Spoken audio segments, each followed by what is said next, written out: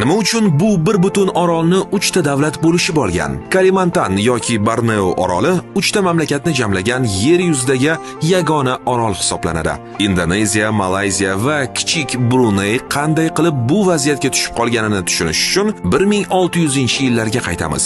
O'sha davrda Niderlandiya kichkinagina Yevropa davlati bo'lib qolishdan charchagan va butun dunyoga yoyilishni xohlay boshlagan edi. Niderlandiyaning Gollandiya Sharqiy Hindiston kompaniyasi Janubiy Sharqiy Osiyoda o'z ta'sirini asta-sekin mustahkamlab, murch, oltin va olmos kabi tovarlar bilan savdo qilgan. Keyingi asr oxiriga kelib esa ular deyarli butun mintaqani nazorat qiladigan darajaga yetishdi.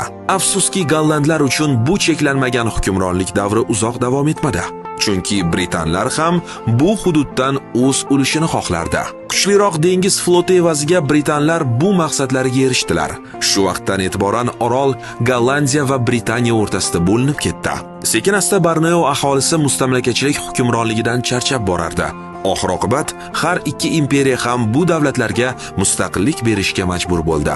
Shimoliy Borneo holatida hududlarning aksariyati yangi tashkil topgan Malayziya davlatiga qo'shildi. Ammo Bruney birlashuv taklifiga qaramasdan Britaniya homiyligi asosida yashayverishni tanladi. Natijada biz bugungi kunda xaritada ko'rib turgan chegaralar shakllandi.